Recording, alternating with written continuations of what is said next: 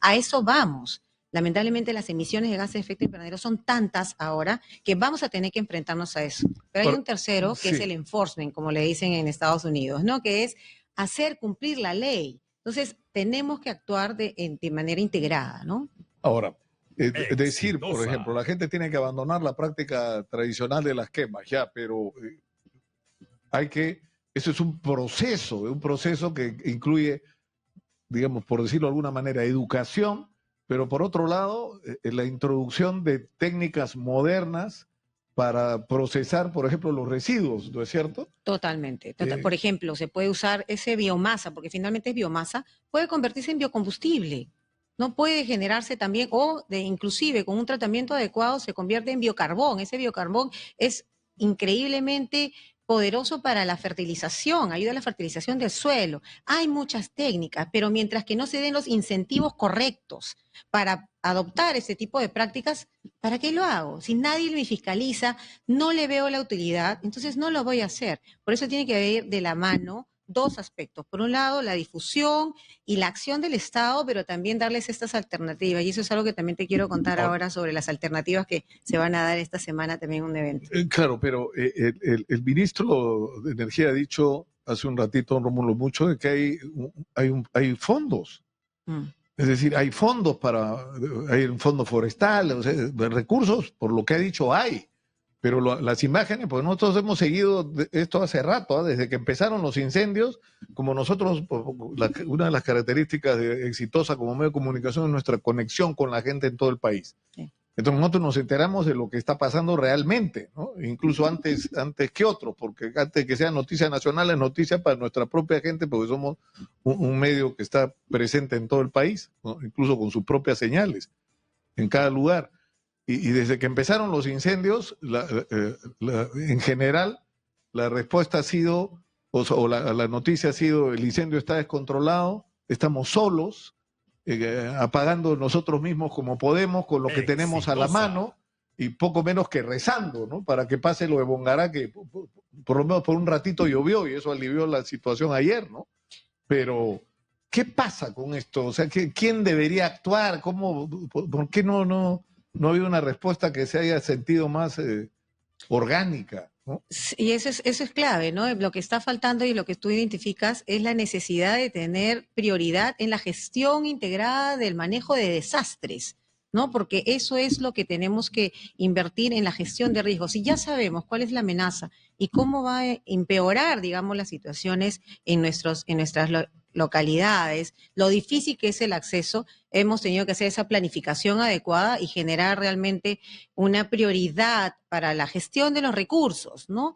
Y si bien el Estado ha venido y también los gobiernos regionales han venido invirtiendo, por ejemplo, en programas de restauración, ¿sí? Porque las quemas no solo son de este año, vienen arrastrándose de otros años.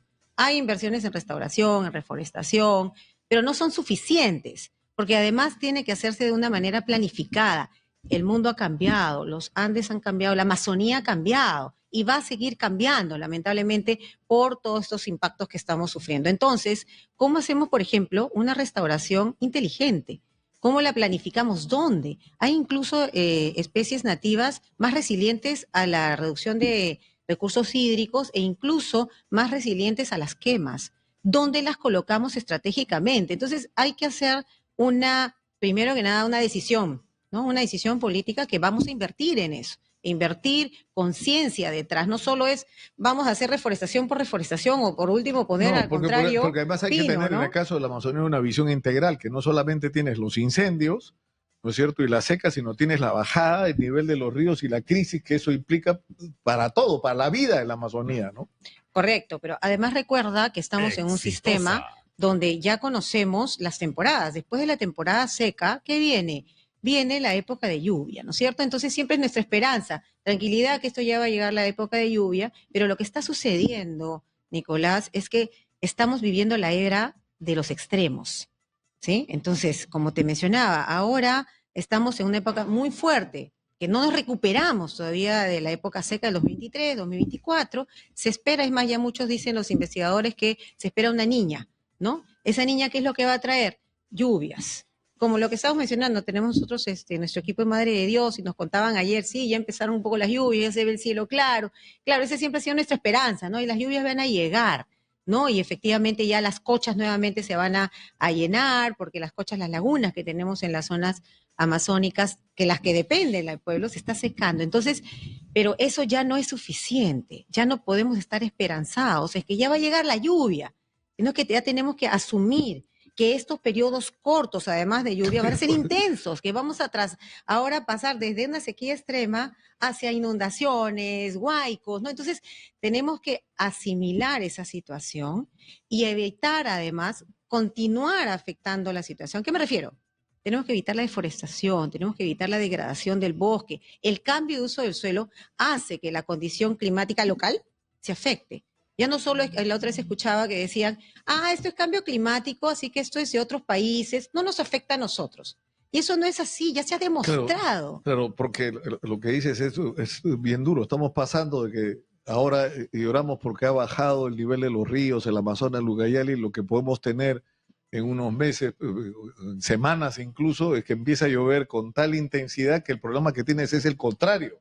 Los ríos rebasando sus cauces y destruyéndolo todo en el camino. Entonces, tenemos que estar preparados para eso, ¿no es cierto? Tenemos que organizar la vida en la Amazonía en función a esa previsión, que vamos a pasar de situaciones extremas, es la era del extremo.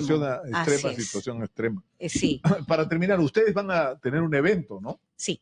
Porque algo que tú también mencionabas, y retomando también la entrevista anterior, es que necesitamos buscar medios de vida alternativos, ¿sí? Algo que les permite generar un desarrollo a largo plazo. Porque cuando tú extraes algún mineral o haces una transformación de ese suelo ya no va a tener la capacidad de volver a generar los recursos que tú tenías antes. Y ese mineral es posible que lo puedes aprovechar hoy, pero de acá a una década, no necesariamente las personas que de la cual dependían ese puesto de trabajo van a tener recursos, van a tener ingresos. Entonces, pensando en esos medios de vida sostenible, tenemos un evento importante que se llama el Amazon Tech.